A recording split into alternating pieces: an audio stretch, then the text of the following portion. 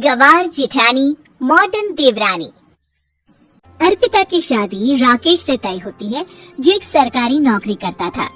अरे चाची, अर्पिता इतनी सुंदर, पढ़ी लिखी और मॉडर्न लड़की है, फिर कहाँ आप इसकी शादी ऐसे घर में कर रही हैं? अरे लड़का सरकारी नौकरी करता है, इंजीनियर है, खूब कमाता है, खूब मेहनत की है लड़के ने इस नौकरी के लिए। अर्पिता भी राकेश को पसंद नहीं करती थी, लेकिन पिता ने हाँ कर दिया तो शादी के लिए मन मारकर तैयारी कर रही थी। हाँ माँ, चाची ठीक ही तो कह रही हैं। पता है मेरी सहेलियों के पति कितने मॉडर्न हैं। अरे देख बेटा, तू मॉडर्न है ना, वो पढ़ने लिखने वाला गांव का होनहार लड़का है, तू जैसा रखेगी रहेगा।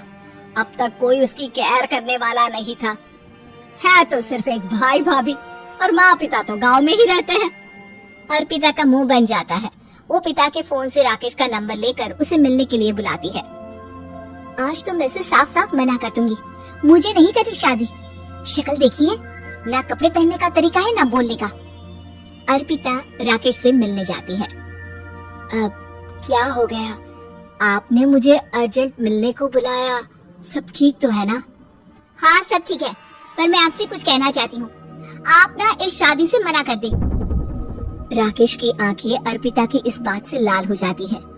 वो रोंदे गले से कहता है, लेकिन शादी की सारी तैयारियां हो गई है, मैंने आपके साथ एक अच्छे भविष्य का सपना भी देख लिया है, ऐसा मत करिए प्लीज।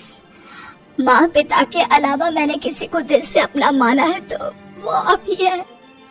देखिए, मुझे आपसे कोई समस्या नहीं है, लेकिन आप मेरे जैसे नहीं हैं। मैं मॉडर्न लड़की और आप। मैं आपसे वादा करता हूँ, जब तक आपके लायक नहीं बन जाता मैं कभी आपसे बीवी का हक नहीं मांगूंगा। अर्पिता राकेश का प्यार देखकर पिघल जाती है और शादी के लिए हाँ कर देती है। दोनों की शादी हो जाती है, लेकिन शादी के बाद राकेश की भाभी, जो कि पूरी की पूरी देहाती थी, राकेश उठ, जब पानी भर कर ला और तेरी बीवी को बोल के चूल्हा लगा दिया है, रोटी बना ले। क्या है ये सब? और तुम्हारी भाभी इस तरह चिल्ला क्यों रही है? क्या करूं, भाभी ही खाना बनाती है और मुझे पढ़ने के लिए इस घर में रखा, तो मैं घर का सारा काम कर देता हूँ। अब तुम आ गई हो, अपने तरीके से देख लो। ये मकान तो तुम्हारे पापा ने बनवाया था ना शहर में, ताकि बेटा पढ़ाई कर सके। हाँ, पर भाभी ही पूरे घर में रहती है। ठीक है, देखो अब। अर्पिता बाहर जाती है। सूट पहनी अर्पिता को देखकर जेठानी का पारा हाई हो जाता है। शहर की हीरोइन, यहाँ ना चलेगा ये सब, समझी? साड़ी पहनो साड़ी, वो नारंगी वाली निकाले हैं तुम्हारे लिए, जिसमें हरे रंग का फूल बना है, और सीधे पहुँचो रसोई में। मेरे आगे नहीं चलेगा ये सूट बूट का नाटक, समझी? देखिए भाभी, आप बड़ी हैं, आपने राकेश की पढ़ाई में मदद की, लेकिन ये मकान इनके पिताजी का है, तो मैं अपना पोर्शन अलग कर रही हूँ। मैं आज से आपके साथ नहीं रहूंगी। जेठानी का तो मानो पारा ही हाई हो जाता है। और ऐसा कैसे नहीं रहेगी? हाँ, और कौन बोला कि राकेश अलग हो जाएगा? वो अपने भाई के बिना नहीं रहता। आज देखिए तो, देखिए कल के आई छोरी क्या बोल रही है। राकेश के साथ बात हो गई है, मैंने ऊपर का हिस्सा राकेश को दे दिया है, उसके अपनी जिंदगी शुरू हो रही है, तो अच्छा है ना कि अब रसोई भी अलग हो जाए। अर्पिता राकेश की ओर फक्र से देखती है कि उसने अर्पिता के लिए स्टैंड लिया। अर्पिता बाजार में जाकर सारा रसोई का सामान ले आती है। पिता के दिए सामान से घर सजाती है और अपने तरीके से पूरे घर की सजावट करती है। शाम को राकेश ऑफिस से आता है। कुर्ता पैजामे में राकेश को देखकर, अरे ये क्या पहना है? भाभी सिलती है ना कुर्ता, मैं सारी कमाई भाभी को ही दे देता हूँ। लेकिन अब ना बीबी को देना होगा, क्योंकि भैया भी अच्छी नौकरी करते हैं। भाभी अपने पति का पैसा संभाले और मैं अपने पति का पैसा संभालूंगी। तभी भाभी आ जाती है। अरे देखो, बहुत हो गया। हाँ, अलग रहने तक तो ठीक था, लेकिन पैसा हम एक फूटी कौड़ी नहीं देंगे। बचपन से तुम्हारे पति को हमने पाला है, उसका हिसाब दो। अच्छा, हिसाब चाहिए? कितना पढ़ी है आप जो आपको हिसाब चाहिए? बड़े भाई है उनकी, जिन्होंने उन्हें पढ़ाया लिखाया, वो हिसाब मांगेगी तो जरूर दे दूंगी भाभी। अरे देखा, अगर तूने पढ़ाई की है तो मैं भी अंगूठा छापना हूँ। अरे 5 की रात तक पूरी पढ़ाई की है, समझे? वैसे भी कल इन लोगों के माँ बाबूजी आ रहे हैं गाँव से, वही लोग ठिकाने लगाएंगे तुझे। अगले दिन सास ससुर आते हैं, दोनों बहुत ही सीधे लोग। अच्छा किया जो ऊपर के हिस्से में राकेश की गृहस्थी लगा दी। अब दोनों बेटे अपना अपना देख ले। छोटी बहू कहाँ है? अरे बहुत ही चालाक है माँ जी, ऐसी जबान चलाती है जैसे दर्जी कैंची चलाता हो। वैसे बहू तुम भी कम नहीं थी। और सुनाओ।